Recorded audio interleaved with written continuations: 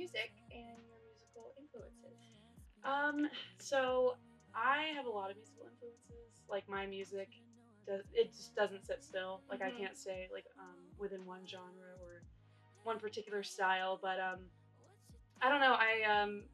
I love Stevie Nicks. She is my witch goddess, and always will be. And I just love artists that are like undeniably raw.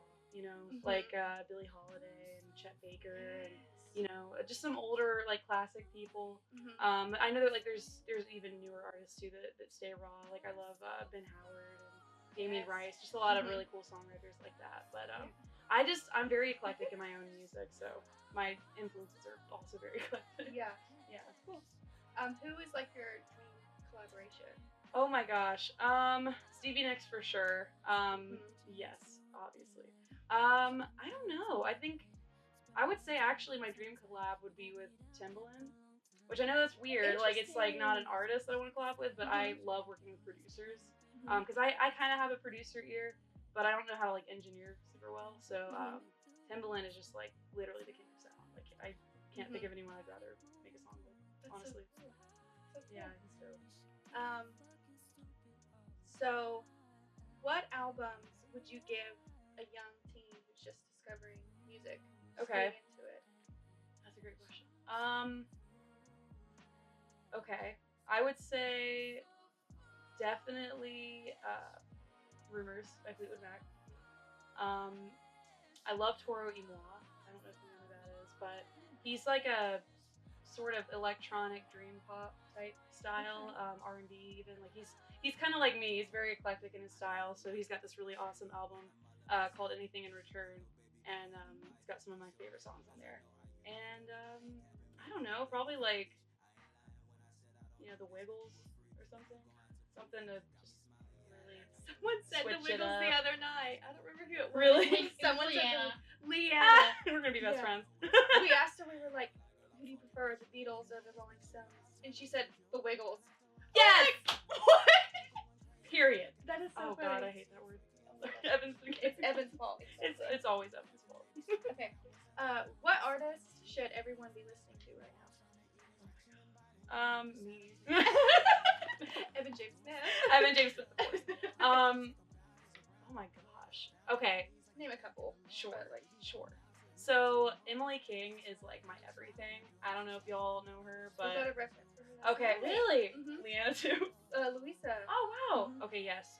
Emily King is just. She's like a breath of fresh air to me. Yeah. I'm trying to think of like some more obscure artists.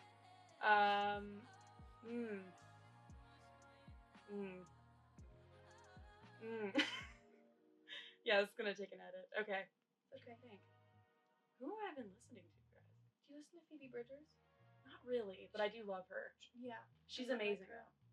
But she's not as obscure. Like I feel like everyone's kind of on her right now. Yeah, that's true.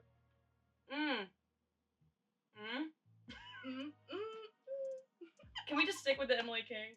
Yeah. I don't know. Maybe I'll get another one. That's fine. Arise. Okay. Yeah, that's fine. Just let me know. Okay. So if you had to pick a color to describe your music, what color would you pick? So I'm coming out with a song soon. It's called Foolish, which I'm really stoked for, and it's kind of a it is. It's a very sexy like R&B pop type song. Ooh, And okay. my theme for the song is just plain red. Like, and I don't actually love the color red, to be honest, because it's very alarming, but there's something like very alluring about it at the same time. And I think in a way, like I am sort of like that. I can be kind of alarming at first, but there's something that, still like kind of simmers below the surface that not like everyone gets to see. And I think they only really see it in my music. So yeah, it's cool. It's a cool color. So we'll go with red. Red? Yeah. Cool. So what would be like your desert island record? Okay. Stranded, you've got to have one record to get you through it. What would that be? Okay. Bringing up Emily King again, she has this amazing record called Scenery. And she actually wrote it, if I'm not mistaken, she went back to like her home state of New York, but she like lived more upstate where it's a little bit more rural.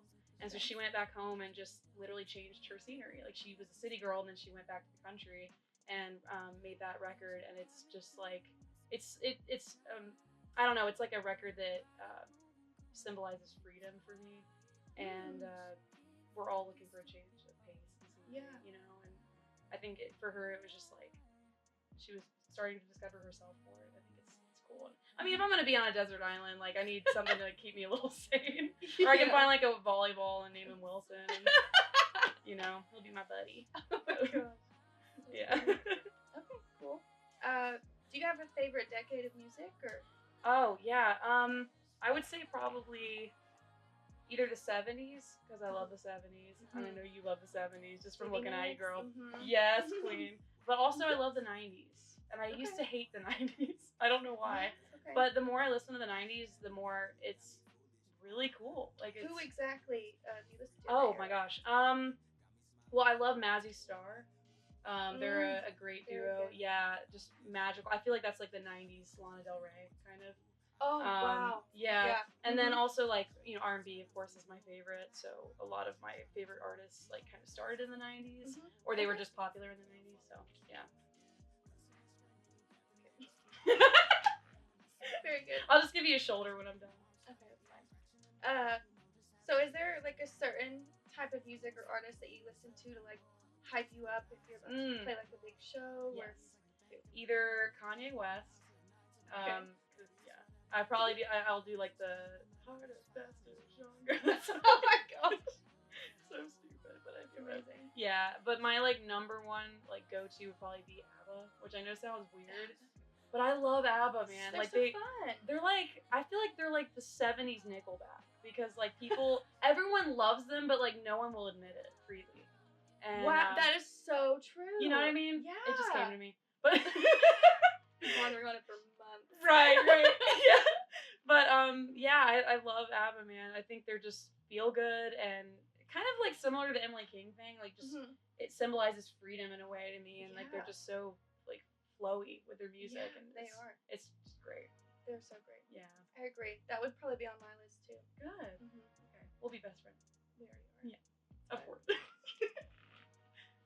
Feel it. Yes. Okay, what's the next question? Was there a turning point in your life where you knew that you wanted to be a musician, you wanted to make music, or was it gradual? That's a good question. I definitely think in a way it was gradual, because I've always loved music, and I've always had an affinity for it. I just, anytime I would be sad or happy or like any kind of emotion, I would always turn to my piano or my guitar and try to write something, and music has just been my safe space. Yeah. But I don't know if there's been a specific moment. I think probably like some of the breakups I've gone through with guys, like just being at that like low point and having this kind of music that I feel like the world needs to hear because they can relate to it. Right.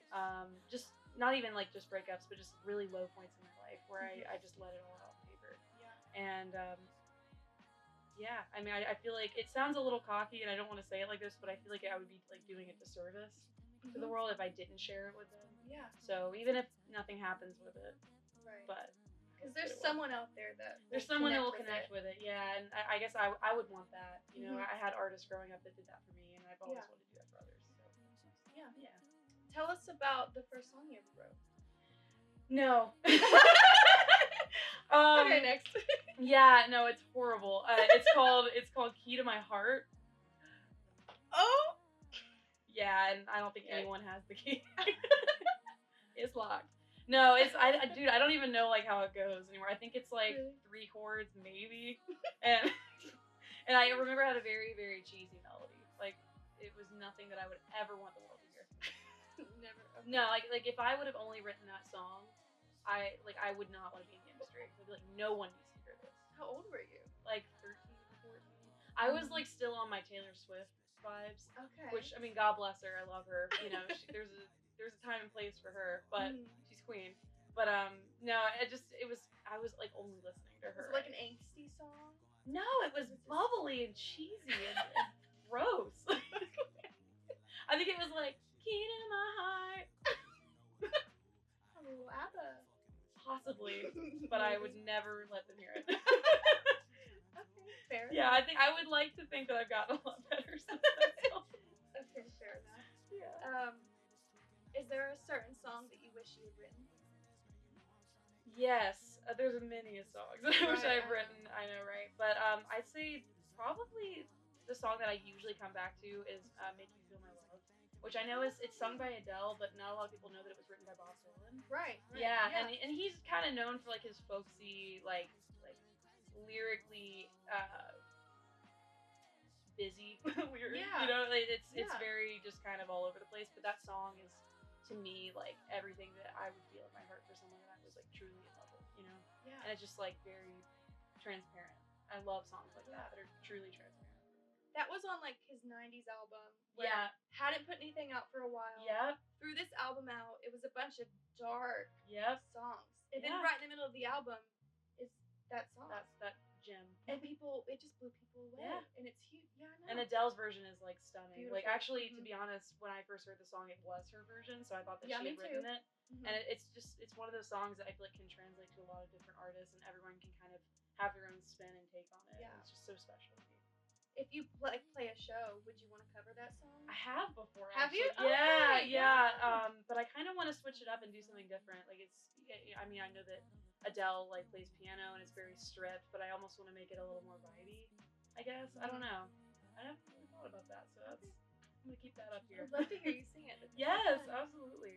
So I know you were just talking about a song that you were gonna release. Are you working on anything else? Yeah, I am actually.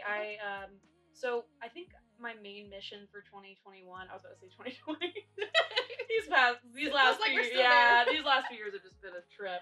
But my mission for 2021 is to literally just collaborate with as many producers as possible. Like I love co-writing and all that stuff, but I feel like I work better with producers because I can take a song that I've already worked on and then I can just make it sound exactly how I want. And I've just co-written. I'm just ready to like get stuff out there. Yeah. So I'm currently working with this amazing producer named Verso, and he's out in Italy. And we're working on this song, and it's like R&B meets pop meets electronic. It's like super cool, and we're hopefully coming out with it soon. But yeah, I've just got a lot of people that I'm planning to work with, and in the Murfreesboro area, and obviously all over the world since he's in Italy. He found me on SoundCloud, so I was really fortunate. Yeah. Are you gonna sing just new songs at the festival? Or yeah, I'm gonna do "Foolish," my new single, and I'll probably do the song that I'm doing with Verso, and then my third one, I have a song that I wrote, which was about a boy that broke my heart.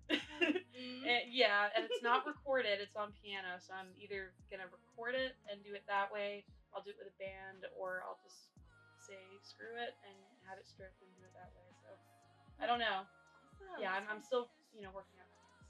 We can't wait to hear it. Thanks, girl. The last question. Okay.